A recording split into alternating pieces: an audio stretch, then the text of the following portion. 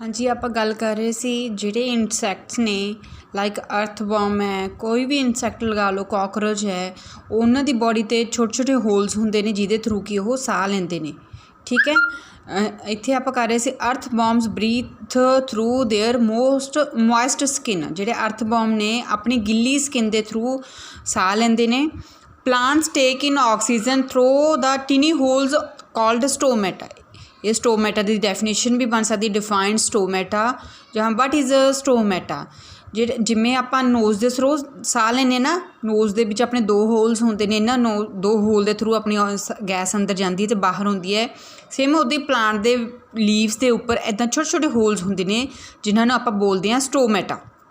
ਠੀਕ ਹੈ, ਇਹਨਾਂ ਸਟੋਮੈਟਸ ਦੇ ਥਰੂ ਕੀ ਹੈ ਜਿਹੜੇ ਪਲਾਂਟਸ ਹੈ ਆਕਸੀਜਨ ਨੂੰ ਗੈਸ ਨੂੰ ਅੰਦਰ ਲੈ ਕੇ ਜਾਂਦੇ ਆ। ठीक है, उस तो बाद है लिविंग थिंग्स ग्रो। इत्थे आपां फिश की गल कीती सी, इत्थे लास्ट आपां फस्ट टाइम आपां इत्थे गल कीती सी fish breathe through their gills ਉਹਦੇ ਫਿਸ਼ ਦੇ ਇੱਥੇ ਨੈਕ ਕੋਲੇ ਪ੍ਰੈजेंट ਹੁੰਦੇ ਨੇ। ठीक है, तो ये अपना फर्स्ट करैक्टरिस्टिक सी लिविंग थिंग्स का, living things breathe can breathe. Second characteristics आ रहा है living things grow. Living things की है ग्रो करते हैं, बड़े होंगे ने। All living things need have young ones that grow into adults. कहते सारे जिहड़े लिविंग थिंग्स ने उन्होंने जो छोटे बच्चे ग्रो हो गए, अडल्ट मीनस बड़े होंगे। जिमें देखो डक है, डक का पहला एग है, एग तो बाद डकलिंग होंगे, उहदा छोटा बेबी होंगे, उस तो बाद वो बड़ा ग्रो हो के अडल्ट बड़ी डक बनती है। The time from birth to death is called life span. मतलब जिंदगी किन्नी है उस चीज़ को बोलते हैं आप लाइफ स्पैन। टाइम बर्थ के टाइम तो लैके मरण के टाइम तक जोड़ा टाइम पीरियड उसनूं बोलते हैं आप life span. All living things have a definite life span. हर एक लिविंग थिंग्स का अपना लाइफ का जिंदगी का टाइम लाइफ स्पैन है जोड़ा वो अलग अलग होंगे। जिमें डॉग है, डॉग का कहते हैं अप्रोक्सीमेटली 7 to 8 ईयर्स है, मतलब वो जिंदगी 7 to 8 साल ही होंगी है। ह्यूमन बींग्स की एवरेज लगा लो 70 to लैके 80 ईयर्स तक होंगी है। हर एक इदां दे जिहड़े एनीमल्स ने उन्हां दी की है एवरेज अलग अलग होंगी है लाइफ स्पैन की। नैक्सट चैप्टर नैक्सट पेज है seeds grow into seedling that grow into small plants. जिहड़े छोटे छोटे बीज है, आप जो भी सब्जी वगैरह बीजते हैं जां खेतों के फसल बीजते हैं, एक बीज हुंदा है, बीज तो अगे फिर छोटे छोटे प्लांट्स स्टार्ट होंगे ग्रो करते, फिर अगे ग्रो होकर बड़ा प्लांट्स बनता है। तो इत्थे सी seeds grow into seedling that grow into small plants. Seed तो की बनता सीडलिंग, सीडलिंग तो next plants. Small plants in turn grow into trees. तो उस तो बाद स्मॉल प्लांट्स कई बार बड़े बड़े ट्रीज़ होंगे, जिवें निम्म का ट्री हो गया, एप्पल का हो गया, मैंगो का हो गया, बड़े बड़े ट्रीज़ बनते हैं। हाँ जी, इत्थे रियल बर्ड है। इत्थे रियल बर्ड के बॉक्स के विच आपां कुछ इंसैक्ट हाउस फ्लाई मक्खी है घरे जिहड़े हुंदी है, उहदा लाइफ स्पैन की है वो कुछ घंटे ही जिंदगी जिउंदी है। ठीक है, उस तो बाद उसकी डैथ हो जाती है। टॉर्टोवाइज है, टॉर्टोवाइज की लाइफ स्पैन है 150 साल जिउंदा हो। तो उस तो बाद है bristle pine tree more than 1000 years. जिहड़े ट्रीज़ ने बहुत जिमें अपने पिंडां विच बोहड़ वगैरह होंदे, ये भी काफ़ी टाइम मतलब 1000 साल तक होंदी इन्हां दी जिंदगी।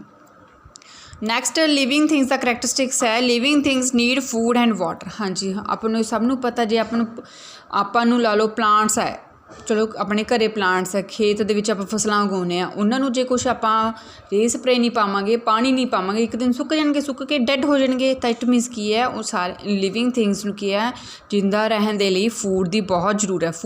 फूड दे नाल की है water also necessary. All living things need food and water to stay alive. सारे लिविंग थिंग्स नूं जिंदा अलाइव मीनस जिंदा रहने लई की जरूरत है, फूड एंड वाटर।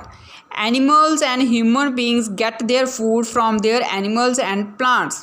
कहते एनिमल्स हो गए, ह्यूमन बींग्स, ये सारे कहते कित्थों लैंदे ने फूड, एनिमल्स एंड प्लांट्स। ये शायद तुसी पहलां कीता होवे, मे बी आपां अगे करिए। फूड लैन दे मैथड अलग अलग है, जिमें हर्बीवोर्स है, कार्नीवोर्स है, ओमनीवोर्स। शायद तुसी सैकेंड क्लास पढ़िया होवे, पर आपां थर्ड च फिर दोबारा डिस्कस करांगे। थोड़ा जिहा दस देनी, herbivores are those animals which take their food from plants like deer, buffalo, cow. ठीक है, जिहड़े सिर्फ प्लांट्स तो फूड लैंदे है। नैक्सट हुंदे कार्नीवोर्स। कार्नीवोर्स वो हुंदे ने जिहड़े हर्बीवोर्स नूं खांदे, लाइक जिवें लाइन है, टाइगर है, वो किहनूं खांदा, डियर नूं। तो डियर अगे कितों खांदा है, प्लांट तो।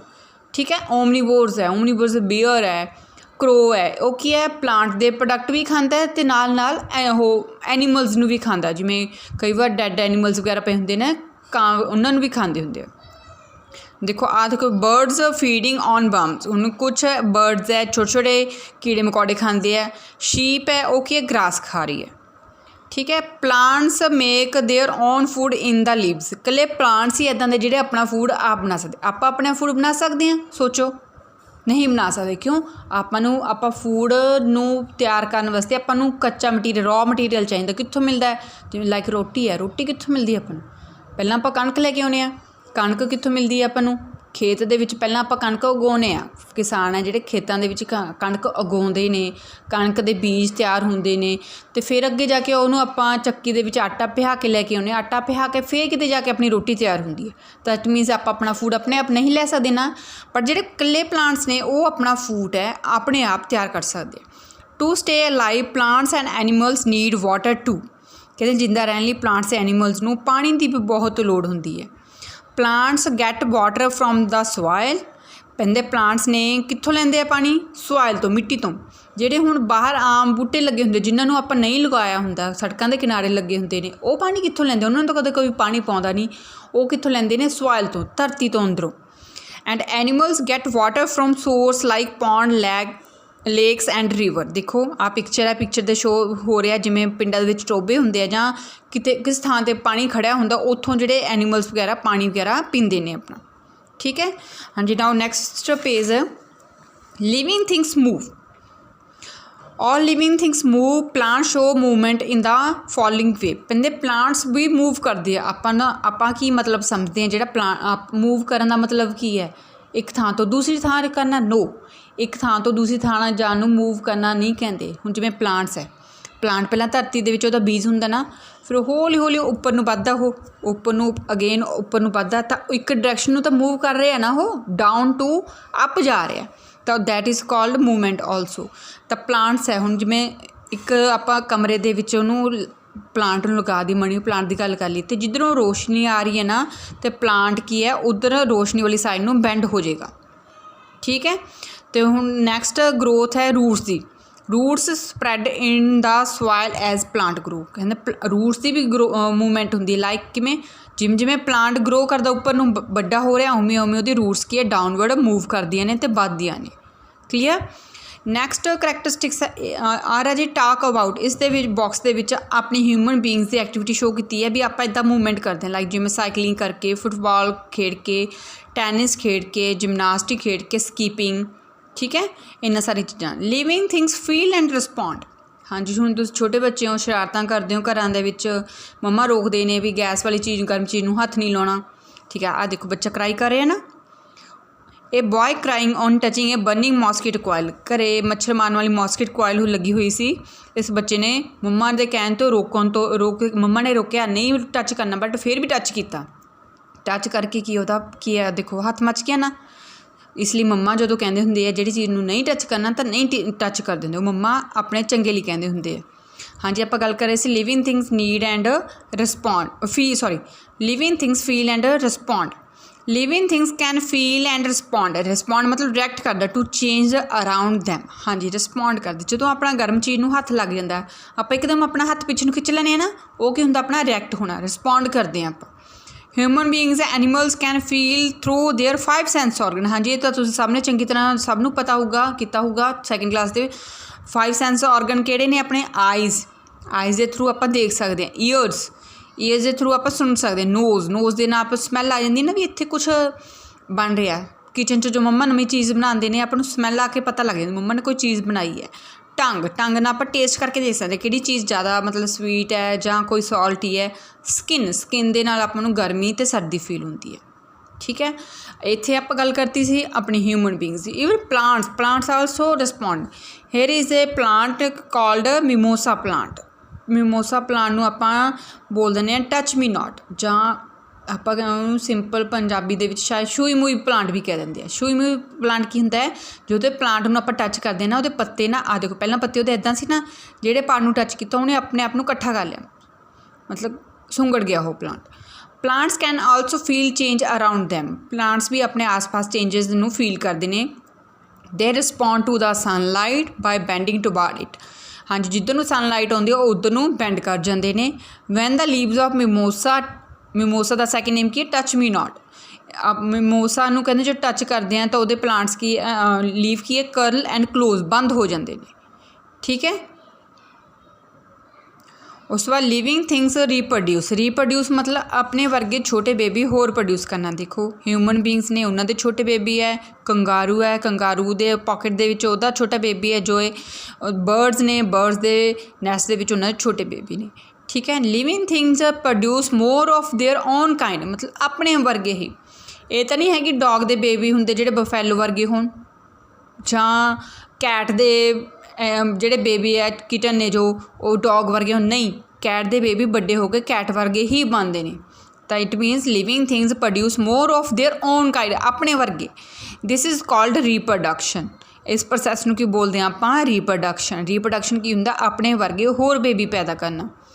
Plants produce seeds that grow into new plants. हाँ जी, प्लांट्स भी अपने वर्गे होर प्लांट्स ग्रो करते, जिमें रोज़ है, रोज़ दी आपां कोई स्टैम कट के इहनूं मिट्टी दे विच जो लगा दिंदे आ ना, तो वो स्टैम बड़ा होकर फिर नवा रोज़ प्लांट बन जाता है। Animals and human beings have babies. Animals ते ह्यूमन बींग्स दे बेबी हुंदे, ते बर्ड्स की है एग दिंदे ने। उन्हां जिवें हैन है वो एग दिंदी है, एग तो बाद वो छोटे बेबी निकलते, बेबी तो बाद कि बड़े हैन बनते हैं। हाँ जी, features of non living things. Non living things का राजे जस्ट ऑपोजिट है। जिमें आप लिविंग थिंग्स दे इत्थे पिछले पेज से किया लिविंग थिंग्स का, तुहानूं दिखाने हैं। हाँ जी, living things need air to breathe, need food and water, grow, can move, feel and respond, produce waste water, can produce young ones. Non living things मतलब इन्हां सारे करैक्टरिस्टिक्स के मूहरे की लगा देना, नॉट की लगा देना, नॉट। देखो हुण देखो features of non living things. Non living things do not लगाता ना कॉमनली, डू नॉट लगा के फिर आ सारे पॉइंट्स ने। Non living things do not need air to breathe, do not need food and water, do not grow, do not move on their own, do not feel and respond, do not excrete, do not reproduce. ये सारी चीज़ां आप पिछे पढ़ चुके हैं। ठीक है, हुण एक नवा टॉपिक है natural and man made things. Natural तो मैन मेड थिंग्स तो ये भी आपको क्लीयर है, नाम तो क्लीयर। नैचुरल मतलब जो नेचर तो बनया, मैन मेड मीनस जिन्हों मैन ने बनाया। Living things and non living things found in nature are called natural things.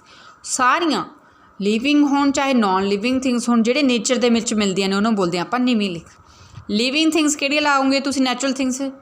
Human beings, animals, birds, वो लिविंग च आ गए, वो नेचर ने बनाया है। उस बाद नॉन लिविंग थिंग्स कि नेचर ने बनाया, वाटर है, एयर है, इनू ह्यूमन बींग्स ने तो नहीं, मैन ने तो नहीं बनाया, इनू नेचर ने बनाया। तो ये नॉन लिविंग थिंग्स की आ जानी है natural things. For example sunlight, water, air, rock, plant and animals, ये सारी एग्जाम्पल कर दी है नैचुरल थिंग्स। डेफिनेशन बन सकती है राजे question, what is natural things जां डिफाइन नैचुरल थिंग्स। तो नैचुरल थिंग्स की डेफिनेशन लिखोगे, living and non living things found in nature are called natural things. Examples इन्होंने कुछ भी लिख सकते हो, sunlight, water, air, rock, plants and animals.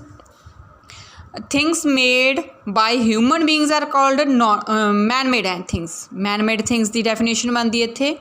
Man made things किहड़ियां हुंदियां ने, ओह चीज़ां जिन्हां नूं ह्यूमन बींग्स बनाउंदे। एग्जाम्पल एरोप्लेन, बिल्डिंग है, डैम है, ब्रिज है। हुण जिवें अपने घर बनते हैं, मिस्त्री अंकल बनाते हैं ना, मिस्त्री अंकल समान लैके आउंदे ने, इट्टां सीमेंट वगैरह वो बनाउंदे, तां बिल्डिंग्स बनाउंदे है। हुण जिवें कारपेंटर ने, कारपेंटर चेयर्स बनाते, टेबल बनाते हैं, वो की है सारे मैन मेड थिंग्स। क्लीयर? हाँ जी, इत्थे कुछ कीवर्ड्स ने राजे, तुसीं इन्हां नूं अपनी नोटबुक्स दे विच राइट डाउन करना। लाइक लिविंग थिंग्स की डेफिनेशन है, ये तुहानूं पहलां दस चुकी पिछे है। लिविंग थिंग्स तुसीं हैडिंग पा के उन्होंने अंडरलाइन कर लोगे। अंडरलाइन करके things that grow, breathe, move, feel, reproduce and need food. Non living things किहड़ियां हुंदियां ने, थिंग्स दैट डू नॉट। बस वो इत्थे नॉन जिथे लिविंग थिंग्स है वो कल्ले मूहरे लगा देना डू नॉट, बाकी सारी डेफिनेशन सेम है। ठीक है, होर कुछ याद करने की लोड़ नहीं, कल्ली लिविंग थिंग्स की डेफिनेशन याद कर ली। फिर नॉन लिविंग थिंग की डेफिनेशन याद करने वाले बस इत्थे मूहरे लगा देना थिंग्स दैट डू नॉट, कल्ला की वर्ड ऐड करना आपां डू नॉट।